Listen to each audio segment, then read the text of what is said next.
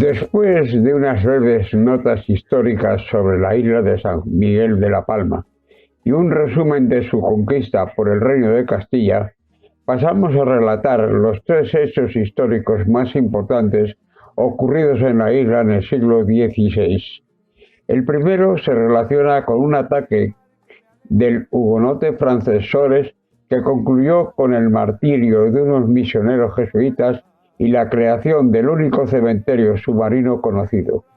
El segundo y más importante trata del ataque del francés Leclerc a la isla, provocando una verdadera catástrofe, posiblemente la más grave producida a una ciudad española en toda la historia.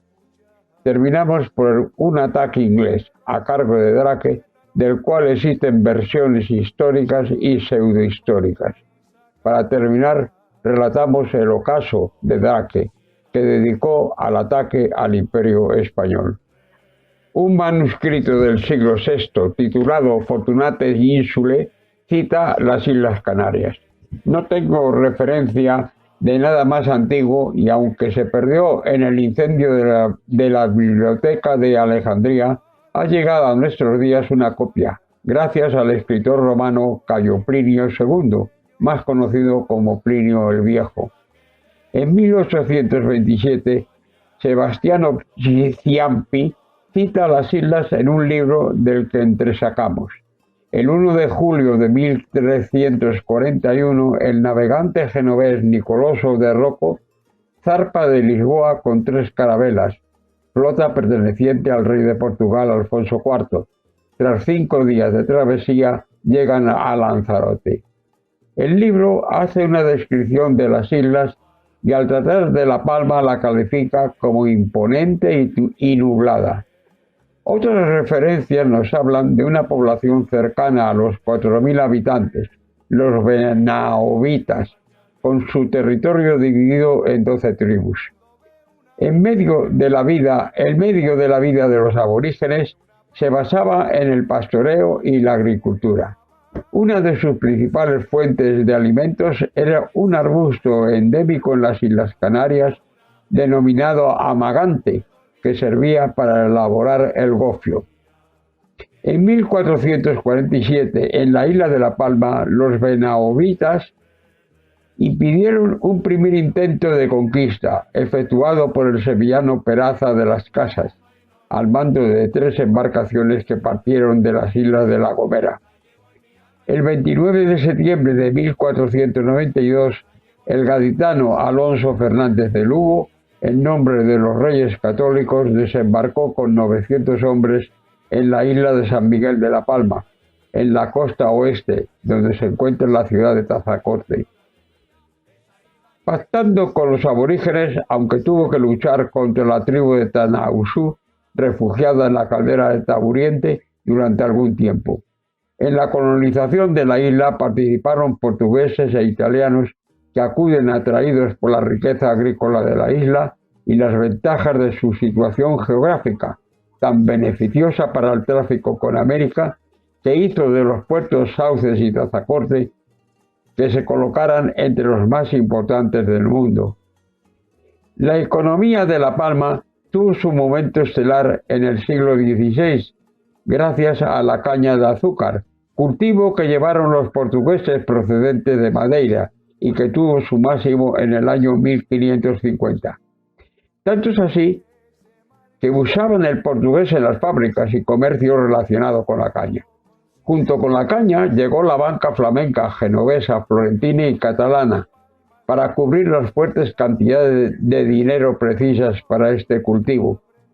La necesidad de dinero circulante era tan alta que se llegó a usar el azúcar como moneda de cambio. La decadencia fue tan rápida como el desarrollo y al final del siglo XVI, fuera de la isla de La Palma, solo quedaban 8 ingenios en Tenerife y 5 en Gran Canaria. En la isla de La Palma, el descenso comercial no fue tan rápido, gracias al sentido renovador de los comerciantes genoveses, que fletaban navíos con el azúcar y los hacían regresar con mercancías, lo que equiparaba el comercio isleño al europeo. Los pueblos con historia son pueblos vivos, y Tazacorte lo demuestra. Situado en la desembocadura del barranco de las Angustias y defendido de la mar de Poniente por la punta de Juan Grage, donde el holandés Pablo van Dale construyó en la primera mitad del siglo XVI dos fortalezas denominadas Castillo de San Miguel, con 48 metros cuadrados de superficie, en el barranco de Tinesque, y Reducto de Juan Grage, en la misma desembocadura del barranco de las Angustias. A cada una la artilló con 2 cañones. En ese sitio fue en el que desembarcó Alonso Fernández de Lugo el 29 de septiembre de 1492, incorporando el archipiélago al reino de Castilla. Los castellanos pretendían disponer de una base para defensa de la Armada de Indias de los ataques de corsarios piratas y no sin razón, pues tanto Drake en el siglo XVI como una armada turca compuesta por 18 embarcaciones intentaron la conquista, siendo rechazadas por este sistema defensivo. Con algo más importante intentó Van Dale defender el enclave, pero Felipe II, prudente, redujo las aspiraciones hereditarias de la familia. Un hecho acontecido en la Isla Verde ya hace medio milenio me lo relataba el director del Museo de la Mar de Santa Cruz de la Palma, José Feliciano Reyes, singular personaje desgraciadamente ya fallecido, al que algunos recuerdan como el Salvamar de La Palma. Permítaseme un inciso relacionado con esta persona, digna de figurar entre los grandes palmeños de todos los tiempos, tales como el almirante Díaz Pimienta, señor de Puerto Real, el clérigo Manuel Díaz, el pintor González Méndez, el adelantado en la enseñanza Fernando Ferraz, el ilustre político Blas Pérez González, el universal diseñador Manolo Blahnik, por citar solamente a los que se me vienen a la memoria. Según cuentan las crónicas, a Tazacorte arribó un galeón portugués, el Santiago, huyendo de un temporal. El barco había zarpado con destino a Brasil con escala en Funchal. Llevaba a bordo a 40 jesuitas, de los que 32 eran portugueses y 7 españoles, bajo la dirección del padre portugués Ignacio Acevedo, que fue nombrado provincial de Brasil por Francisco de Borja y que había reclutado también a 70 seglares voluntarios. La travesía del Atlántico la iban a hacer formando parte de un convoy escoltado por 6 barcos de guerra portugueses. 20 misioneros viajarían en el navío almirante de aquella escuadra y los restantes en el galeón Orfeos. Zarparon de Lisboa a bordo del Santiago el 3 de junio de 1570. 8 días después arribaron a Funchal, donde sufrieron un ataque del hugonote Jacques Sores, que retrasó su partida hacia Canarias, levando anclas el 7 de julio de 1570. La situación meteorológica les obligó a fondear en Tazacorte. Calmado el tiempo, zarparon rumbo al puerto de La Palma, encontrándose con el buque insignia de la flotilla del corsario Sores, junto con otros 4 navíos de la flota del francés. Los franceses abordaron a la nave portuguesa, apoderándose de ella. El corsario hugonote francés capturó a los religiosos y después de torturarlos, los arrojó al agua cerca de Fuencaliente. Feliciano me relató todo lo que se conoce hasta hoy del sangriento episodio de los mártires de Tazacorte, a los que el Cabildo Insular Palmeño y el mencionado museo ofrecieron un homenaje el 16 de mayo de 1999.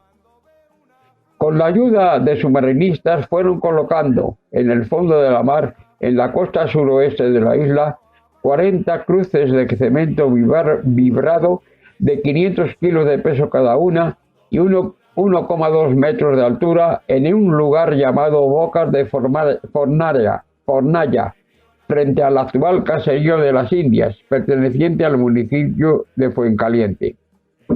lugar que se puede considerar un museo geológico y donde se produce la malvasía, un vino dulce muy considerado por los ingleses y que algunos consideran posible causa del ataque de Drake a la isla.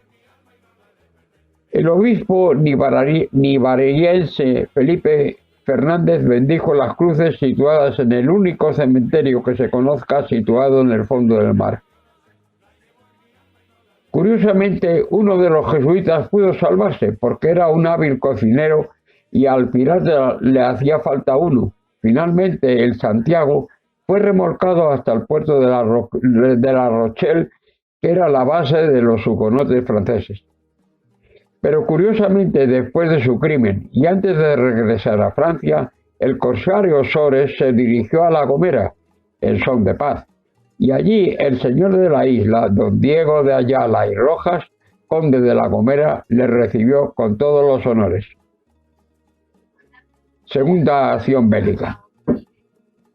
Fue llevada a cabo por el corsario hugonote francés François Leclerc, señor de Cresville, normando de nacimiento, pero un año antes de morir luchaba contra Francia al servicio de Isabel de Inglaterra. Su apodo de pata de palo lo adquirió en 1549, al perder una pierna en la batalla de Versailles.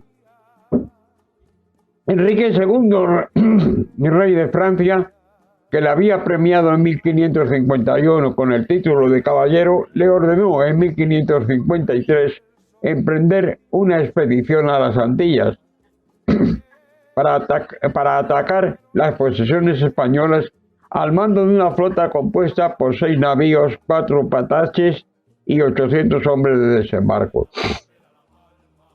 Tras unos meses de pillaje en los que nadie había podido hacerle frente, retornaba a Francia, pero decidió completar su trabajo atacando las ricas y florecientes Islas Canarias.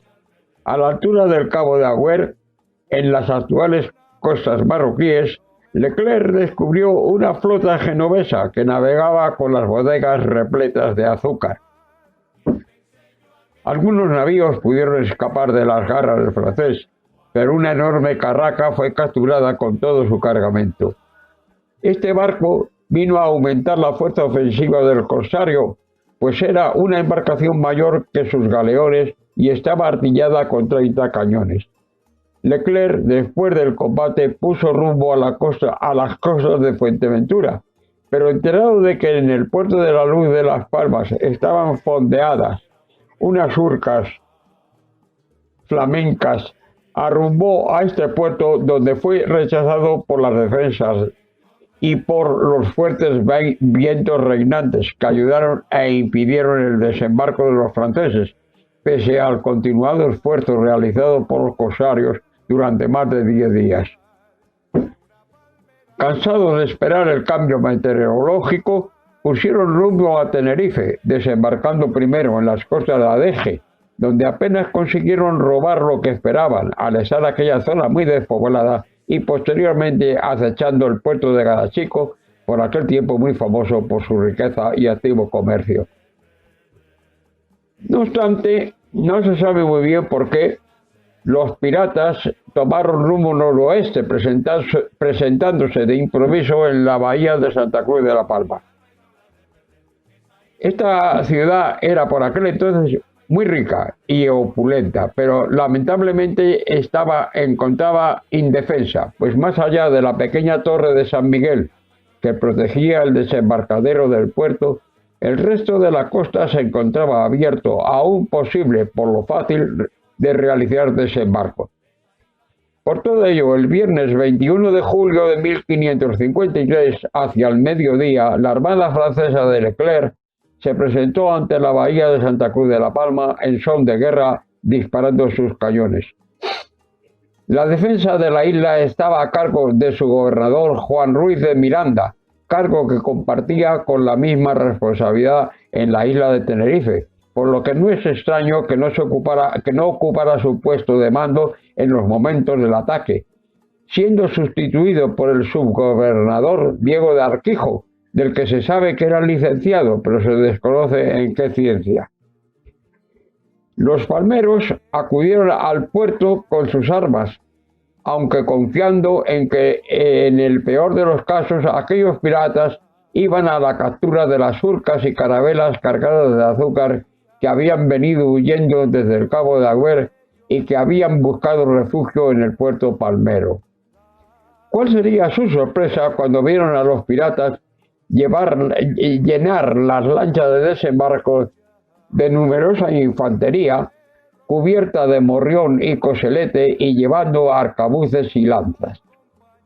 Las barcas, protegidas por los disparos de la flota y llevando como general al despiadado Sores, segundo de Leclerc, sorprendieron a los defensores con una rara maniobra, cambiando su rumbo cuando se acercaban al embarcadero donde estaban los isleños apostados y dirigiéndose al extremo noroeste de la población en la actual explanada, cerca del Barco de la Virgen o Barrio del Cabo, como se llamaba en aquel entonces.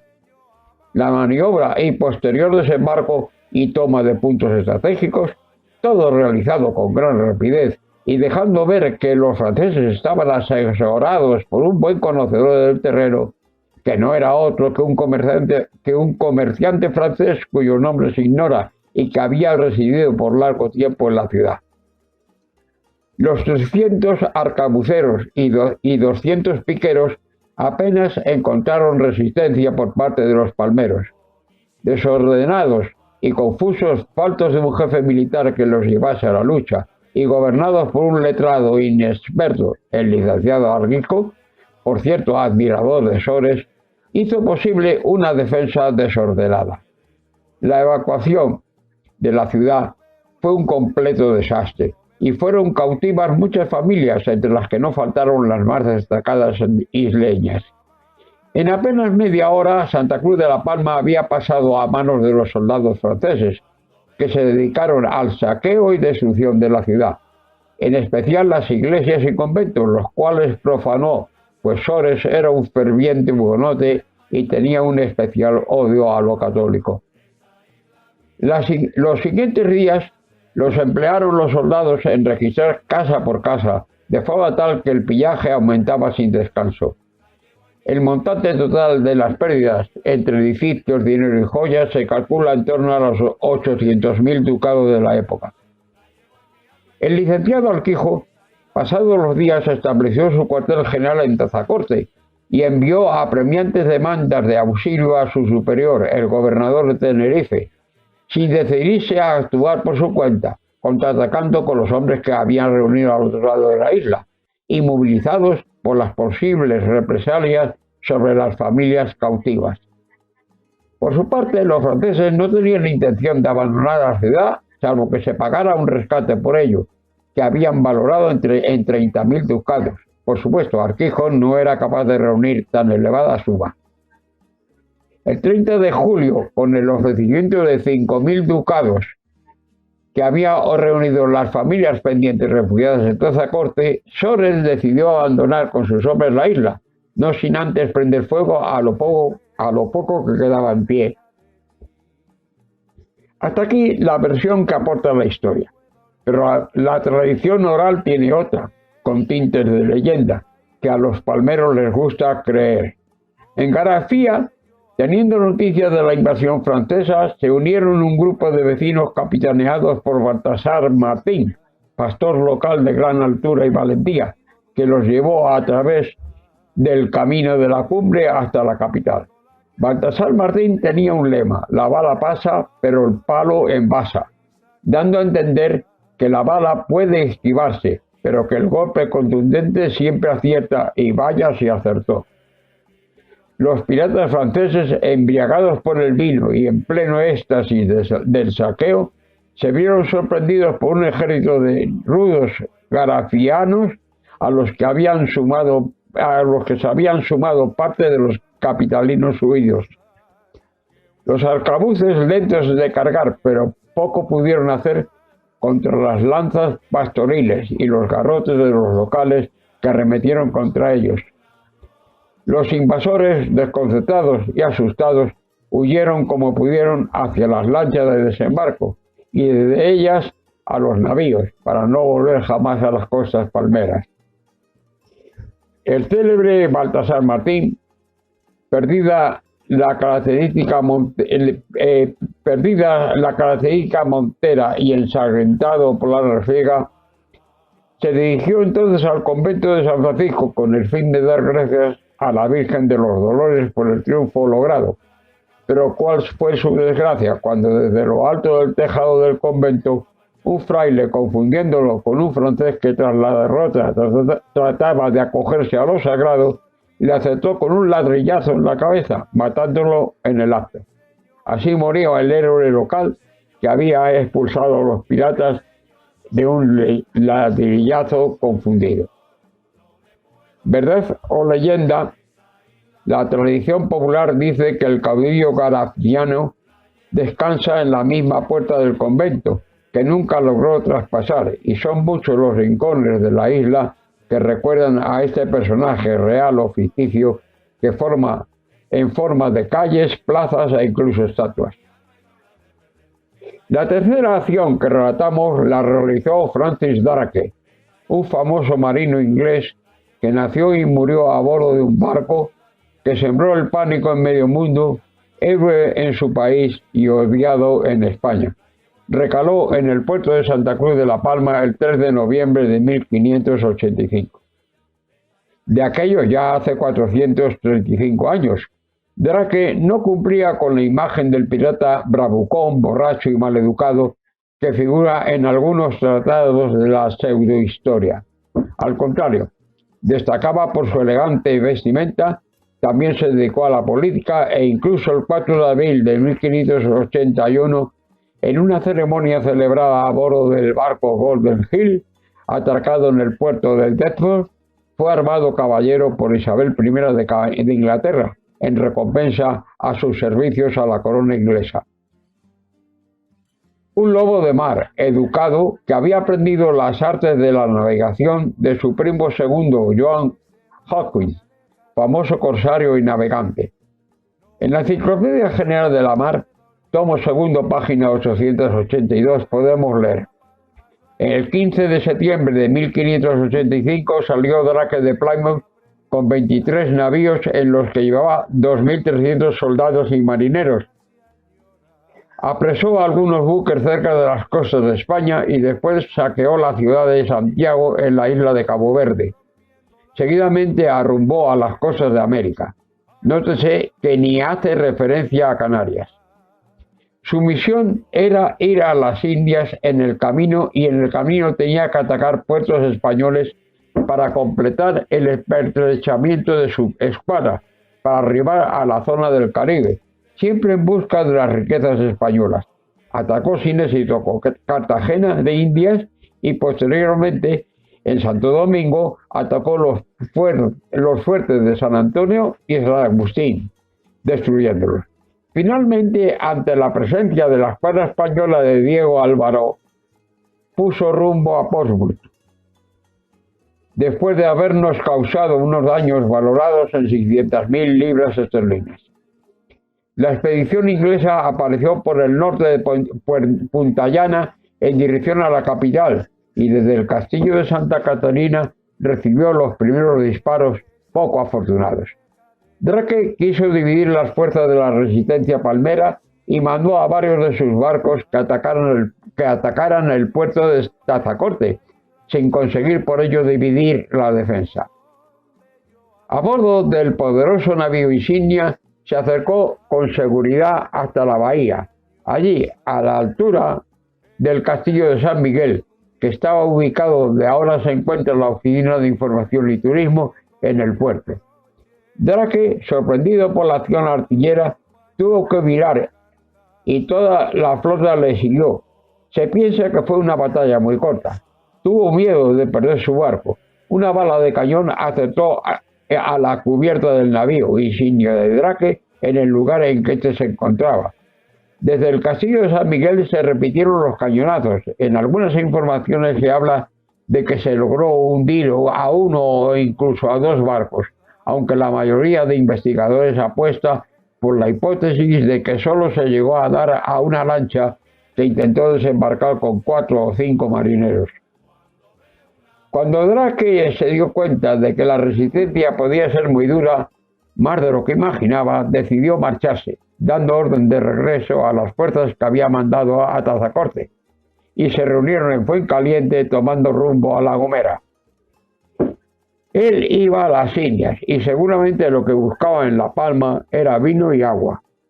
Su misión no era tomar la isla de La Palma y por ello al final no tocó tierra. El principal cañón utilizado para defender la ciudad se denominaba el Escorpión, de 375 centímetros de longitud, con una boca de fuego de 14 centímetros, único con el que contaban los defensores, capaz de alcanzar a los invasores y que curiosamente, no se sabe por qué, estuvo en la Torre de Londres hasta que fue comprado por el Cabildo. Drake era una leyenda, pero no era el más valiente. Evitaba en sus acciones los lugares que mostraban mucha resistencia, sobre todo en aquellos donde su misión no era tomar la ciudad. En muchos sitios logró entrar por el simple miedo que todo el mundo le tenía. No fue esta la última acción de Drake contra España, pero hay que recordar que nos dedicó el ocaso de su vida, sus últimas acciones. Así, en 1585 intentó recalar en La Palma. En 1587, en que bombardeó la ciudad de Cádiz, asesinando a unos pescadores que se encontraban en la punta de San Vicente. En 1589, ya con el título de vicealmirante, en la que intentó colaborar con los independentistas portugueses, pero de paso atacó La Coruña, donde ocurrió el episodio de María Pita, legendaria capitana de la defensa de la ciudad, y asoló la ciudad de Vigo. En 1594, su último viaje, y también a las Indias, también atacó sin éxito Canarias. Esta expedición fue un fracaso, y en ella murieron el almirante John Hawkins en combate y Drake, el 9 de enero de 1595, atacado por una gran fiebre, siendo su cadáver arrojado a la mar en un ataúd de plomo en el punto de la costa de Brasil de latitud 9 grados 5 minutos norte. Recientemente, en el año 1990, el almirantazgo británico envió a La Palma una misión de investigación presidida por Mitchell Turner, buscando el pecio del barco perdido en el combate, un bajel que servía de correo entre las embarcaciones. Fue atendido por el Museo Naval de La Palma, cuyo director, José Feliciano, director del Museo Naval, colaboró con la comisión investigadora. Los británicos informaron que la nao capitana sufrió averías en el aparejo. Incluso la bala de cañón que explotó cerca de Drake y de su estado mayor, que se encontraba en la cubierta de toldilla, ocasionó a uno de los ayudantes diversas heridas. Hay que llegar a la conclusión de que la escuadra inglesa solo pretendía efectuar una aguada, incluida la malvasía, en lo que el muy aficionado almirante decía. Otro detalle poco conocido es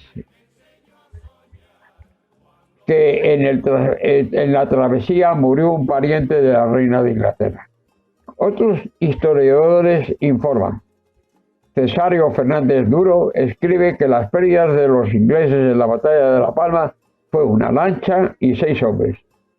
En 1991, el equipo de submarinistas de la Armada del Reino Unido, liderado por Mitchell Turner, que llegó a Santa Cruz de La Palma para investigar los resultados de la batalla, comunicaron que el navío insignia de Drake recibió 2 impactos de cañón y un oficial resultó levemente herido. Hasta aquí la historia. La pseudohistoria, mucho más espectacular, nos dice, en un periódico local en 1944, que en memorable fecha de la historia local, 13 de noviembre de 1585, y en colaboración con el ya nombrado castillo de Santa Catalina, había rechazado un duro combate al corsario inglés Francisco Drake, que con 24 galeones acometió a la ciudad con el objeto de invadir la isla, hundiéndose uno de sus navíos y huyendo a vela desplegada los 23 restantes. Dejamos en manos de quien los escucha el juzgar cuáles fueron, dentro de lo relatado, los hechos históricos y cuáles las imaginarias leyendas. Espero que os haya parecido interesante esta historia de una pequeña isla desconocida, pero que por su belleza debemos todos visitar.